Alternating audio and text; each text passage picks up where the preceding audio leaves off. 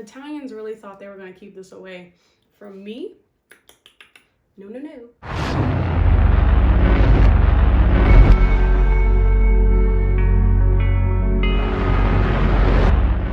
Back to my channel. My name's Nyjee, but everyone calls me Nyjee, so you already know you can call me Nyjee. Today we're going to be talking about Lambrusco. Lambrusco is a red sparkling wine from northern Italy, so if you are interested to see what wines you should be trying in this varietal, keep on watching.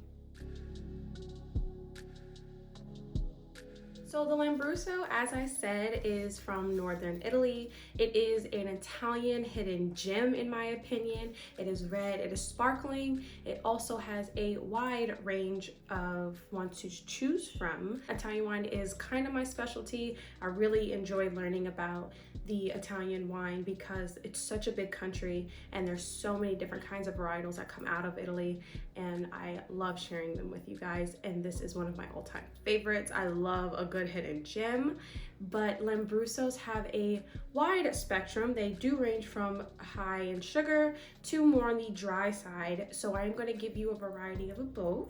And then I thought we should finish it up with a live demo from one of my favorite Lambruscos.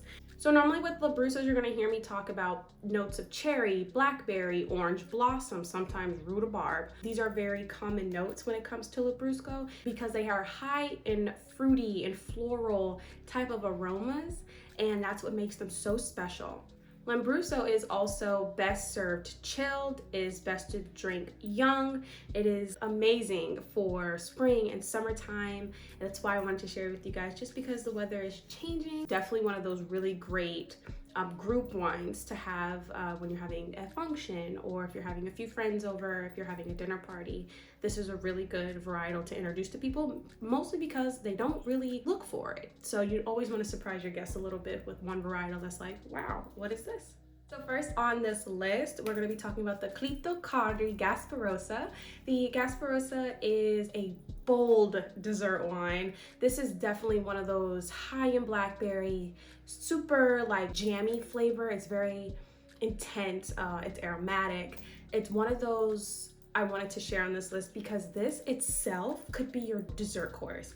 You don't need to pair this with anything, but you can if you'd like. But I think on its own, it kind of takes care of it all. Like there's a little dryness, there's a little sweet, it's super high in acidity. Really interesting to share with others because that cherry finish, it's really interesting. It's a dessert within itself. What more can I say? This is definitely one of those, we've had, 2 or 3 courses, and I have room for dessert, but I don't have room for dessert. I would definitely bust this wine out. It is for sure one of those, wow, I didn't even know this was gonna taste this good.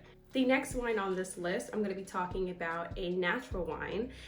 This means that there are no added preservatives, there's no additives added to the wine during the production phase. And this is definitely for my clean eaters who also want to have clean drinking experiences.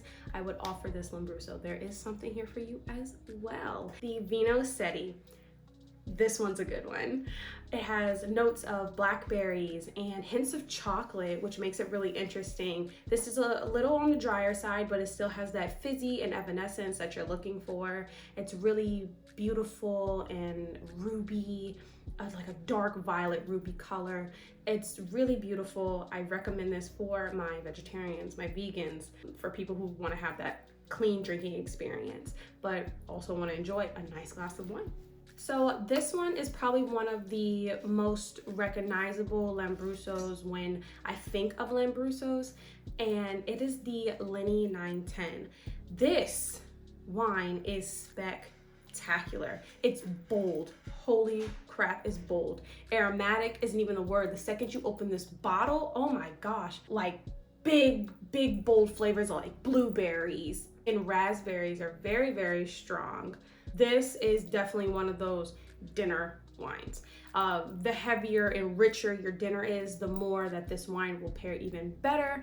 It is definitely something that I would introduce on holidays, Thanksgiving, Christmas dinners, things like that. Very easy to drink, but it's very full within itself. And that's always really nice when it comes to more heartier meals. Before we start our demo, I kind of want to address the elephant in the room when it comes to this varietal. So back in the 70s and 80s, the Italian market wanted to share Lambrusco with an American market.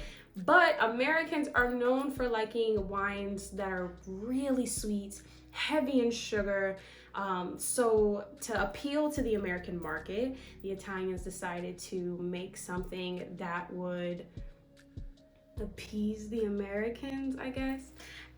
And you had the sugary, syrupy, bubblegummy type of Lambruscos that pretty much has no reflection of what the Lambruscos are now and in today's world. Y'all, I could never. I got a chance to try one of those like older Lambruscos. It's very much Hubba Bubba vibes. It's just super sweet, and I understand that there's nothing wrong with liking, you know, sweeter, higher in sugar wines. Don't get me wrong. I was a Moscato stan for at least 2 years, and that ain't the way to go. These are definitely reformulated in a way that is way more enjoyable, and that I hope you pick one up, and I hope that you see something that you would be interested in trying off this list, or something in your local liquor store or your local wine emporiums. Just something different, but something good. So the wine we're going to be demoing today is the Botticello Dolce Rosso Lambrusco. Isn't she gorgeous? Holds the cork in place. So we're going to take this off.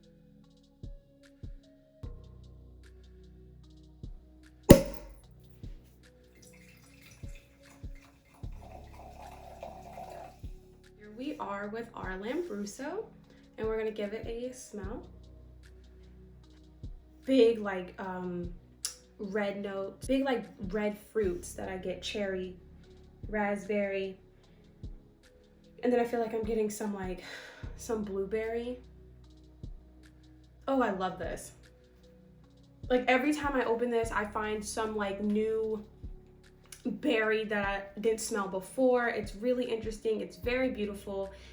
The way it looks is very, very dark. It has this purpleness to it, this purple tint. It gives very black cherry type of color. It's light bubbles on the top, and I'm gonna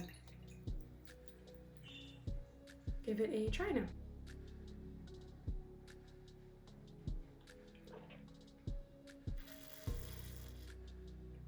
Oh, that's good. Okay, so it's a little on the drier side, but it is so enjoyable. I can see this being paired with also a more hearty dinner, but it's so soft.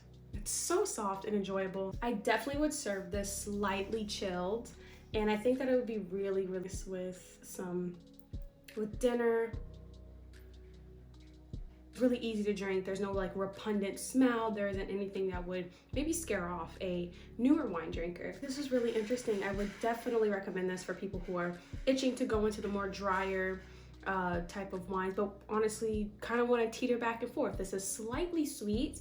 I definitely would recommend this to those who are wanting to kind of itch out and find something new. But also, if you're used to dry wine, I think this would also be really nice. It just has that really nice hint of sweet that if you enjoy dry wine, that you may enjoy, because it's a little different. Something to have with your dessert, something to have after dinner. It would be a great after dinner wine. So cheers. That is everything I have for you guys today. I hope that you not only found a wine to try the next time you go wine shopping, but I also hope that you learned a little bit more about this varietal. It is very special. It's definitely a hidden gem. I don't see a huge market in Lambruscos in America. So I definitely think that this is something that you should be able to try, enjoy, and learn a little something. So thank you for coming to hang with me today. Thank you for letting me ramble and drink wine with you today. As always, don't forget to like, comment, and also subscribe to this channel. I am here every Wednesday just for you, and I will see you on the next one. Bye, guys.